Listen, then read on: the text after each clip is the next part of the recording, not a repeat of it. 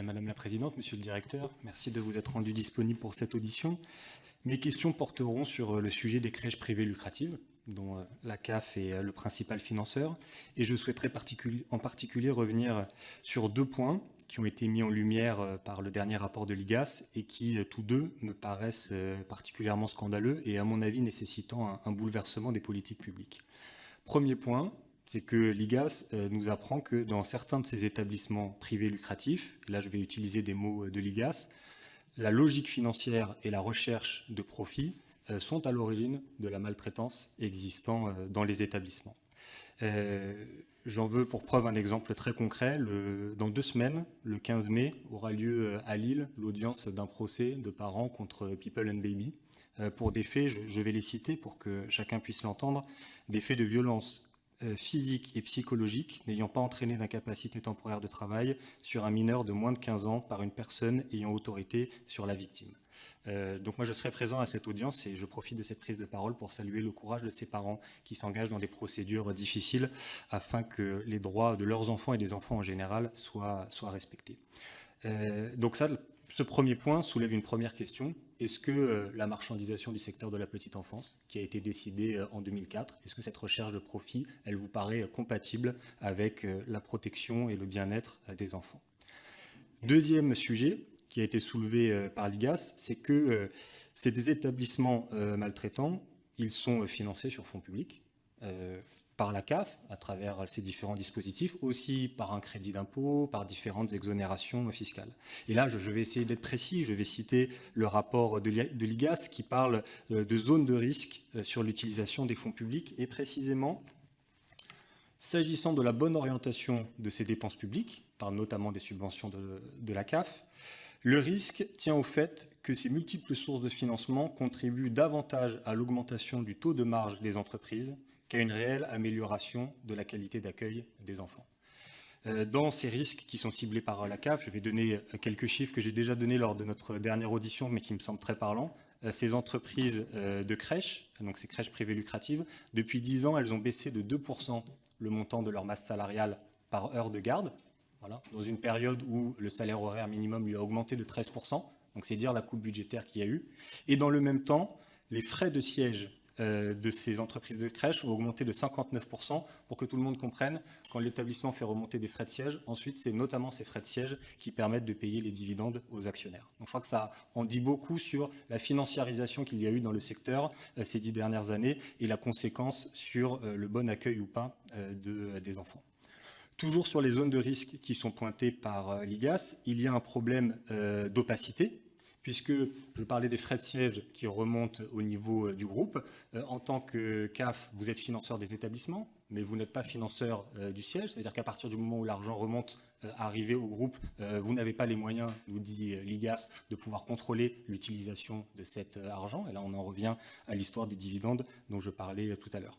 Et plus généralement, dernière citation de l'IGAS, c'est en fait, je cite l'IGAS, le modèle économique de ces groupes privés de crèches lucratives, ce modèle économique, société de holding, SCI, qui échappe entièrement à l'analyse de la branche famille, qui ne dispose pas des mandats et des compétences pour en expertiser le fonctionnement. Donc l'IGAS nous explique qu'apparemment, vous n'avez pas les moyens de contrôler la bonne affectation des fonds publics.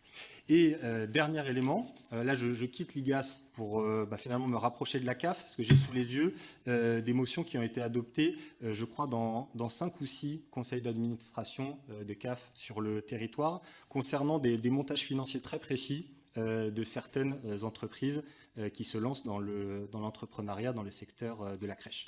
Là aussi, je vais lire la motion, c'est ce qui va être le plus pédagogique. Donc ce sont les administrateurs de la CAF qui parlent. C'est mon dernier point. Nous avons été confrontés depuis quelques années à des montages d'opérateurs individuels privés qui maximisent leur patrimoine privé à l'aide de généreuses subventions de la CAF. Ainsi, systématiquement, lors de la présentation d'un dossier de création de crèche, 2 sociétés sont constituées, l'une sous forme de société civile immobilière achetant les murs de l'établissement et l'autre gérant la structure. Ce montage permet à travers la SCI d'augmenter le patrimoine personnel de l'opérateur aux dépens de la structure de gestion de la crèche. Voilà, donc je crois que nous avons là plusieurs éléments qui posent la question de où va l'argent public. Et je finis avec mes questions. Finalement, il y en a 2. Une question d'ordre général. Est-ce que vous êtes convaincu, comme Je vous en Vous remercie. remarquerez que je suis agréable aujourd'hui. Hein. Êtes-vous convaincu, comme l'IGAS, que vous ne disposez pas des moyens réglementaires et légaux pour contrôler la bonne affectation des financements publics et notamment le fait qu'ils assurent la qualité de l'accueil et non pas les dividendes des actionnaires? Et deuxième question qui, là, pour le coup, relève de votre politique à vous, puisque vous en avez la possibilité. Allez-vous, comme le demande cette motion votée dans plusieurs conseils d'administration de CAF, allez-vous arrêter de subventionner ces montages à base de SCI qui sont portés par certains opérateurs privés? Voilà, je vous remercie. Merci. Après, les gars se posent un certain nombre de questions, vous en posez voilà, de manière très connexe. Là, on n'est pas en situation ni en responsabilité de contrôler globalement un groupe sur son offre globale de situation. On est sur des relations à des établissements et encore une fois de manière beaucoup plus forte sur la logique PSU que sur la logique micro-crèche-page qui n'est pas dans ce registre-là. Sauf sur un aspect qui est celui que vous pointez, qui a été pointé dans les motions des CAF, qui est l'aide à l'investissement. C'est seulement lorsqu'il y a aide à l'investissement, parce qu'il y a une création de structure et que dans la logique de déployer des offres qui correspondent à des besoins locaux, à des demandes locales et souvent d'ailleurs accompagnées par des élus locaux, on trouve des solutions d'aide à l'investissement.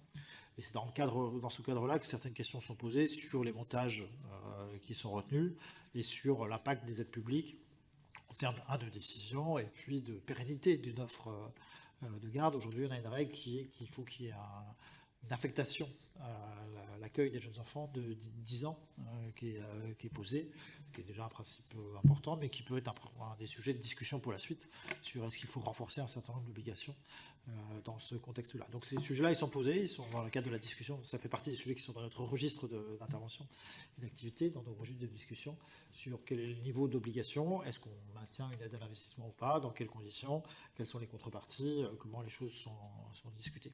Après, vos questionnements sont plus globaux finalement sur est-ce qu'il faut qu'il y ait un espace à ce type d'offre du lucratif dans un système financé par la page, ou est-ce qu'il faut revenir sur un certain nombre de choix qui ont été faits il y a quelques années, que vous le disiez. Finalement, on a un système de financement qui existe et qui peut permettre un certain nombre de choses en dehors de cette capacité-là. Mais aujourd'hui, ça existe, il faut que les parents qui mettent leurs enfants dans ces structures qui existent et qui sont loin, et c'est normal, les subtilités de est-ce que c'est de la PSU, est-ce que c'est de la page, etc., mais puissent mettre leurs enfants dans cette structure en confiance, comme dans n'importe quelle structure.